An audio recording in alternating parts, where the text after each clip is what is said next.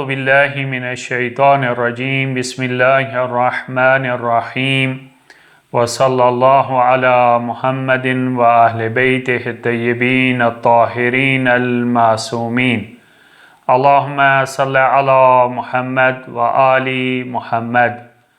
ہماری ڈیبیٹ اور بحث طہارت کے چیپٹر میں چل رہی تھی۔ ہم نے آپ کے سامنے وضو کے احکام بیان کیے تھے۔ آج ہم آپ کے سامنے دائم الحدث کے احکام بیان کرنے جا رہے ہیں۔ سب سے پہلے تو ہم دائم الحدث کی ڈیفینیشن کریں گے، پھر جو ہے وہ دائم الحدث کی کیا شرعی وظیفہ ہے وہ ہم آپ کے سامنے بیان کریں گے۔ دائم الحدث کی ڈیفینیشن سے پہلے میں آپ کے سامنے گزشتہ دروس میں بھی یہ بیان کر چکا ہوں کہ نجاست کی دو قسمیں ہیں۔ ایک نجاست خبثیہ ہوتی ہے اور ایک نجاست حدثیہ ہوتی ہے، یعنی خبث اور حدث۔ نجاست خبثیہ کے معنی کیا ہیں؟ جو ظاہری نجاست ہوتی ہے، جو مادی نجاست ہوتی ہے۔ نجاست حدثیہ سے مراد کیا ہے؟ یعنی جو باطنی نجاست ہوتی ہے۔ یورین جو ہے یہ خبث ہے، یورین کا خارج ہونا، پیشاب کا خارج ہونا یہ حدث ہے۔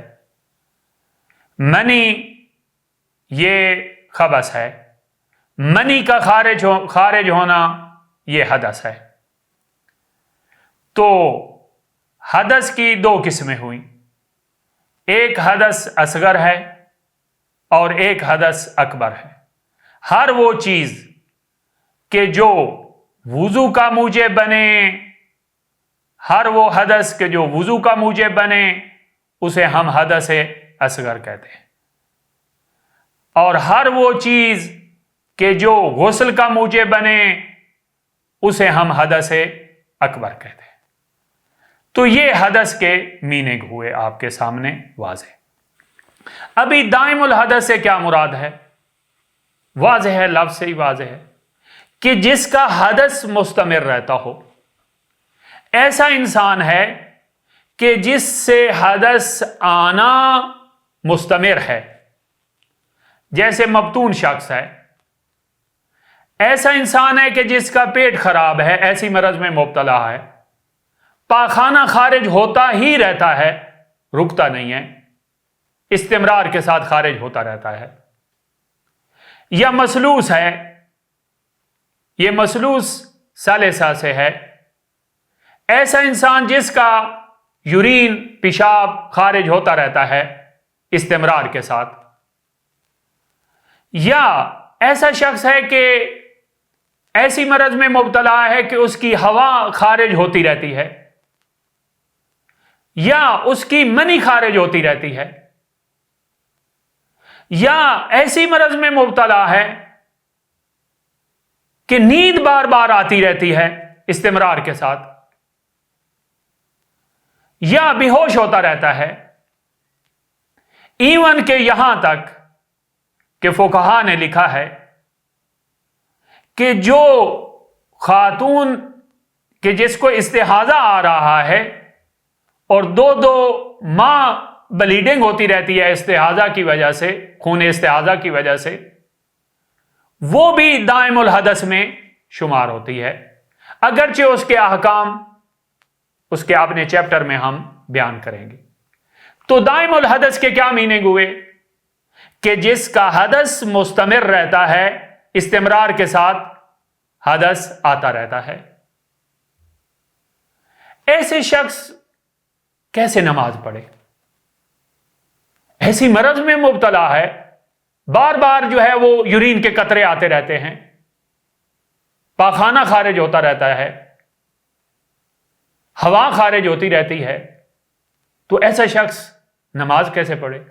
وضو کر کے، باطہارت ہو کے۔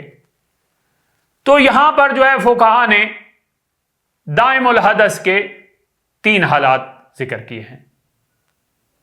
ایک مرتبہ ایسا شخص ہے کہ جس کو کامل مہلت مل جاتی ہے، دوسرا وہ انسان ہے کہ جس کو بالکل مہلت نہیں ملتی، اور تیسرا وہ انسان ہے کہ جس کو جزوی مہلت ملتی ہے۔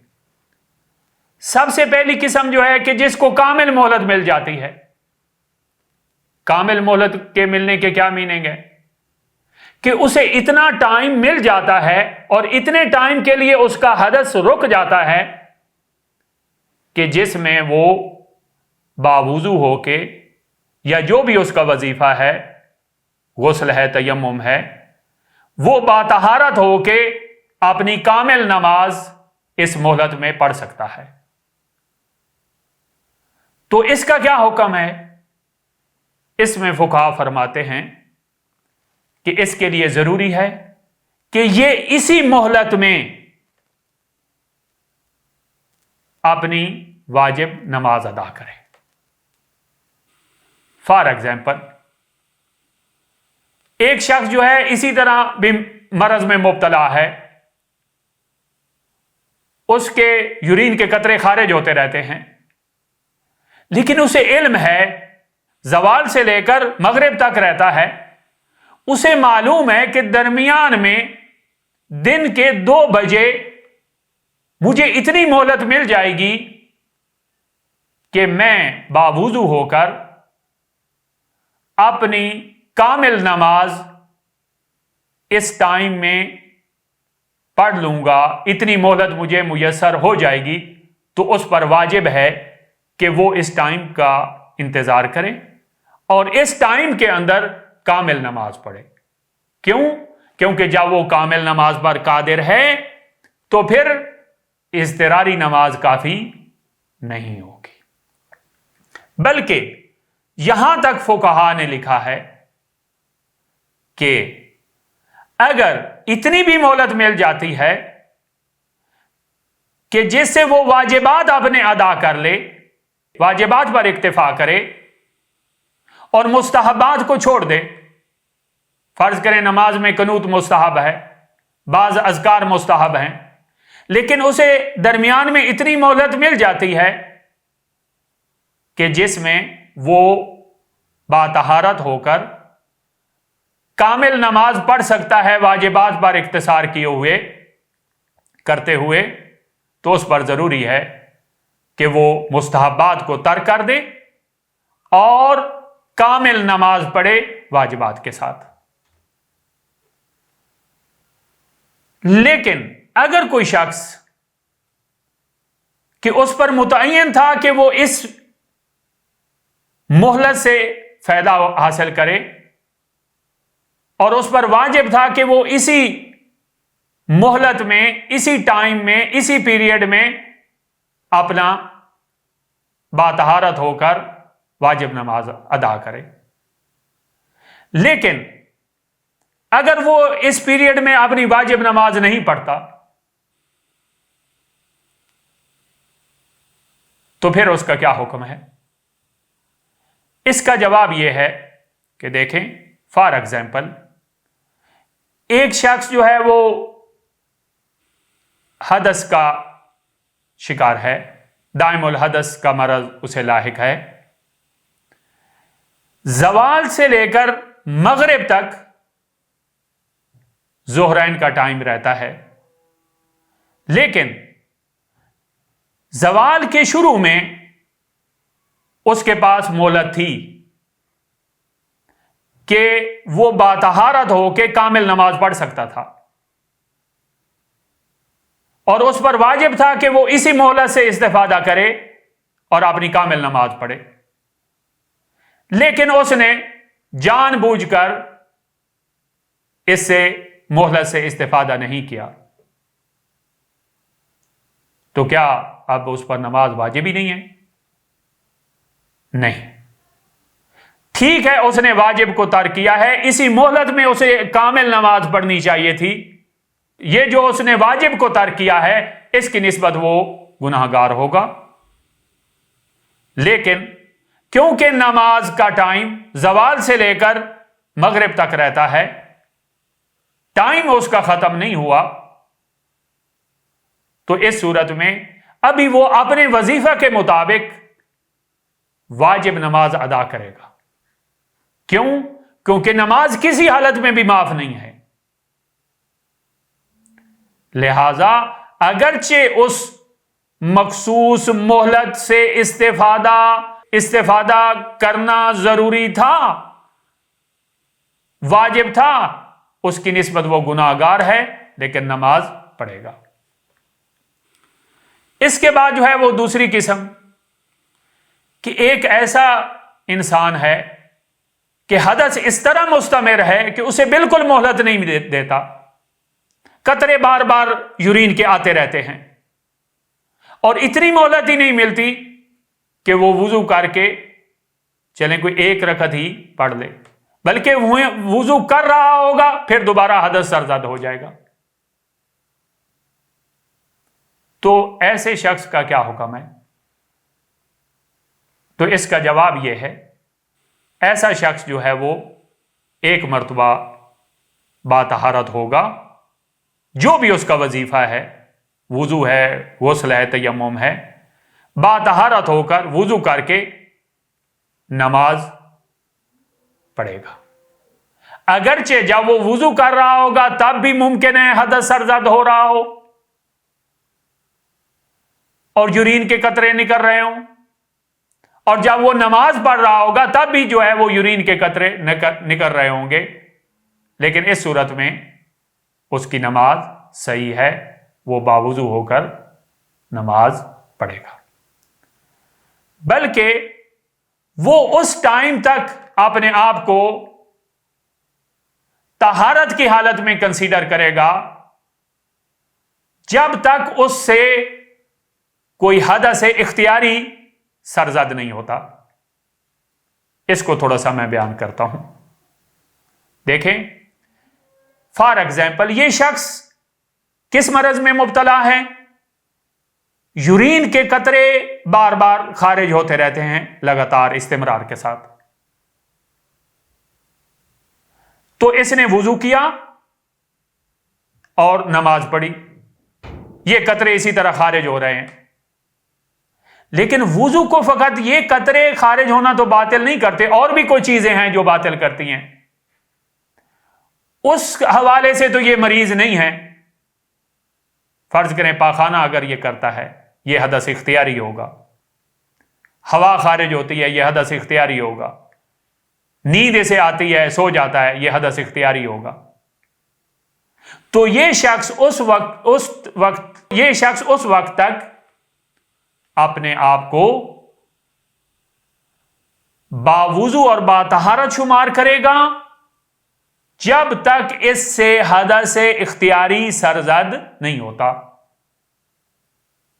اگر یہ سو جائے گا یا اس کی ہوا خارج ہوگی یا کوئی اور حدث اختیاری سرزد ہوگا تو پھر اس کا وضو باطل ہو جائے گا. یا ایون یہاں تک کہ جو شخص اس مرض میں مبتلا ہے، فار ایگزامپل کہ اسے یورین کے قطرے بار بار آتے رہتے ہیں، تو اس نے وضو کیا، نماز پڑھی، لیکن اس شخص کو یورین بھی تو آتا ہے. تو یہ شخص جب یورین کرے گا تو اس کی وجہ سے بھی اس کا وضو باطل ہو جائے گا، کیونکہ اس کا جو حدث اضطراری ہے وہ یورین کے قطرے آنا ہے. اختیاری طور پر یورین کا اخراج کرنا یہ اس کا حدث اضطراری نہیں ہے. اور یہ شخص کہ جس کو بالکل مہلت نہیں ملتی، یہ باوضو ہو کر جیسا کہ میں نے بیان کیا نماز بھی پڑھ سکتا ہے اور اس کے بعد قرآن کی تلاوت بھی کر سکتا ہے، اور قرآن کو اگر لمس کرنا چاہتا ہے تو لمس بھی کر سکتا ہے جب تک اس سے حدث اختیاری سرزد نہیں ہوتا. اور تیسری قسم وہ ہے کہ جسے جزوی طور پر مہلت ملتی ہے، یعنی حدث کی اس حد تک شدت نہیں ہے کہ بالکل مہلت نہ ہو، اتنی مہلت ملتی ہے کہ وہ وضو کر کے باطہارت ہو کے جو بھی اس کا وظیفہ ہے وہ 1 رکعت یا 1.5 رکعت عطا کر سکتا ہے، اتنی مہلت اسے مل جاتی ہے۔ تو فقہا فرماتے ہیں کہ احتیاط واجب کی بنا پہ اس پر ضروری ہے کہ وہ اس ٹائم پہ، اس پیریڈ میں کا انتظار کرے گا اور اسی پیریڈ کو اختیار کرے گا اور اسی ٹائم پہ جو ہے وہ نماز پڑھے گا۔ اور اگر حدث اضطراری جو ہے وہ سرزد ہوتا بھی ہے نماز کے دوران، جو کہ ہونا ہے کیونکہ فرض مسئلہ ہی ہمارا یہی ہے، تو اس صورت میں اس کی نماز باطل نہیں ہوگی، وہ اپنی نماز کنٹینیو کرے گا۔ تو یہ 3 صورتیں ہم نے آپ کے سامنے بیان کی، یا تو اسے مہلت ملتی ہے اور وہ کامل نماز پڑھ سکتا ہے، یا اسے بالکل مہلت نہیں ملتی، یا اسے جزوی طور پر مہلت ملتی ہے۔ ہر ایک کا حکم ہم نے آپ کے سامنے بیان کیا۔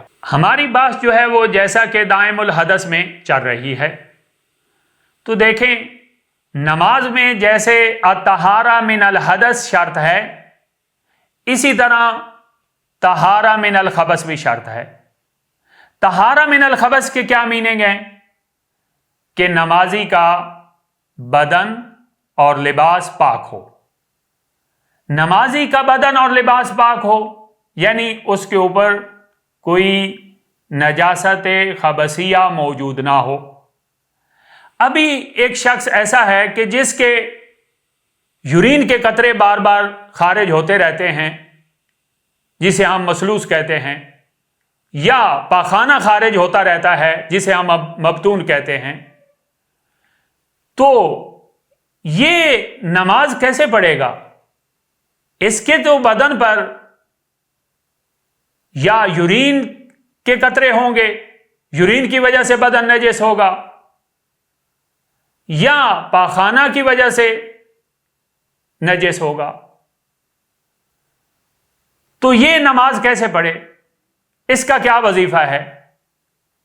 تو یہاں پر 2 حالتیں ہیں، ایک نماز سے پہلے اور ایک نماز کے دوران، نماز کی حالت میں۔ نماز سے پہلے احتیاط واجب کی بنا پہ ضروری ہے اس کے لیے کہ اگر ممکن ہو تو اس نجاست کو زائل کرے بدن سے، اور نجاست کو زائل کرنے کے بعد احتیاط واجب کی بنا پہ ضروری ہے کہ یہ اس مقام کو پاک کرے۔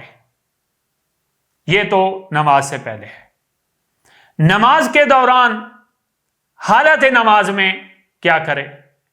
کیونکہ یورین کے قطرے آ رہے ہیں، تو اس صورت میں حالت نماز میں نجاست کو بدن اور لباس تک پہنچنے سے روکے جہاں تک اس کے لیے ممکن ہو۔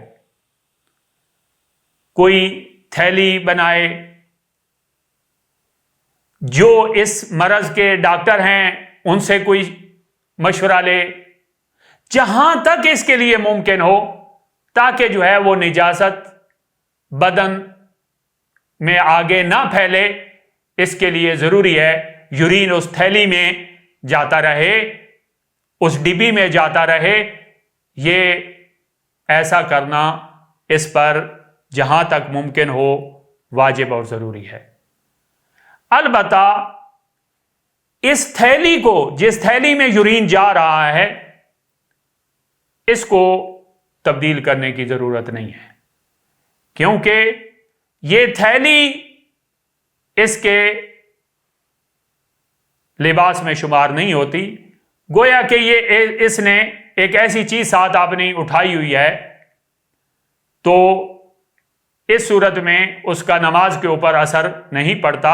انشاءاللہ ہم نمازی کے جو لباس کے احکام ہیں وہاں پر ہم اس کے بارے میں تفصیل کے ساتھ بیان کریں گے۔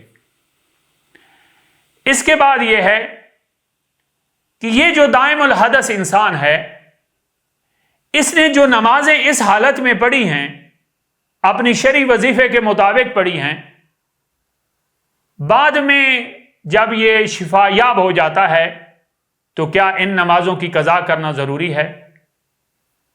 تو اس کا جواب یہ ہے کہ جو نمازیں اس نے پڑھی ہیں اپنے شرعی وظیفے کو مد نظر رکھ کر وہ صحیح ہیں اور ان کی قضا کرنے کی ضرورت نہیں ہے۔ ہاں، اگر نماز کا وقت باقی ہے،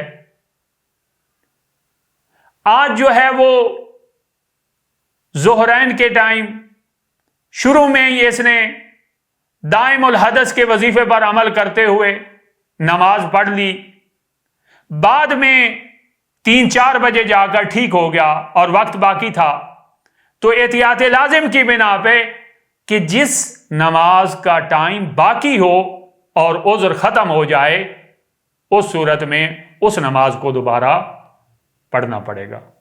گزشتہ جو نمازیں ہیں ان کی قضا جو ہے وہ ضروری نہیں ہے۔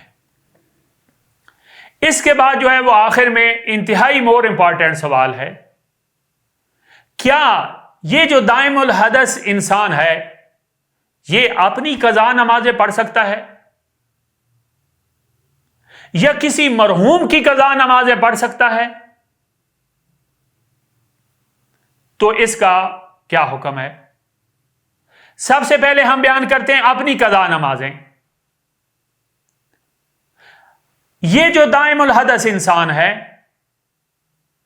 اگر اسے یقین ہے کہ یہ جو میرا ابھی عذر ہے کہ جس کی وجہ سے حدث مستمر رہتا ہے، اگر اسے یقین ہے کہ یہ ختم ہو جائے گا،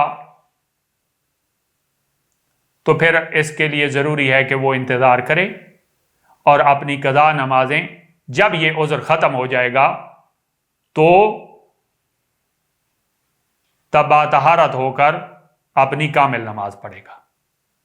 لیکن اگر اسے یقین ہے کہ میرا عذر ختم نہیں ہوگا، میں ابھی بزرگ ہو چکا ہوں اور یہ جو یورین کے قطرے آتے رہتے ہیں یہ اسی طرح میری آخر حیات تک آتے رہیں گے، تو اس صورت میں پھر یہ اپنی قضا نمازیں پڑھ سکتا ہے۔ دوسری صورت کیا ہے کہ کیا مرحوم کی نیابت میں قضا نمازیں پڑھ سکتا ہے در حالانکہ یہ دائم الحدث ہے؟ تو اس کا جواب یہ ہے کہ احتیاط واجب کی بنا پہ یہ جو شخص دائم الحدث ہے یہ کسی مرحوم کی نیابت میں قضا نمازیں اس کی نہیں پڑھ سکتا۔ اگر نمازیں ادا کرے گا تو ادا شمار نہیں ہوں گی۔ اسی طرح کیا ایسے شخص کو رینٹ پر ہائر کیا جا سکتا ہے کہ آپ ہماری فلاں مرحوم کی نمازیں ادا کریں در حالانکہ وہ دائم الحدث ہے؟ تو احتیاط لازم کی بنا پہ اس کو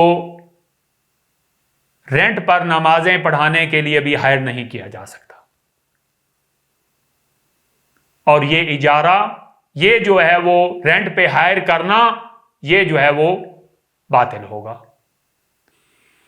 آخر میں ایک سوال ہے کہ جو شخص دائم الحدث ہے، اس مرض میں مبتلا ہے اور اس مرض کا علاج بھی ممکن ہے، مارکیٹ میں اویلیبل ہے، اس مرض کے ریلیٹڈ ڈاکٹر کے پاس اگر جائیں تو وہ علاج کریں گے اور یہ ٹھیک ہو جائے گا، تو کیا علاج کروانا واجب ہے تاکہ یہ عذر ختم ہو اور یہ کامل نماز پڑھ پائے؟ تو اس کا جواب یہ ہے کہ اس پر علاج کروانا واجب نہیں ہے۔ ہاں، احتیاط مستحب یہ ہے کہ یہ علاج کروائے۔ یہ آج آپ کے سامنے دائم الحدث کی ڈیفینیشن اور دائم الحدث کے احکام بیان کیے۔ والحمد للہ رب العالمین۔ اللہم صلی علی محمد و آل محمد۔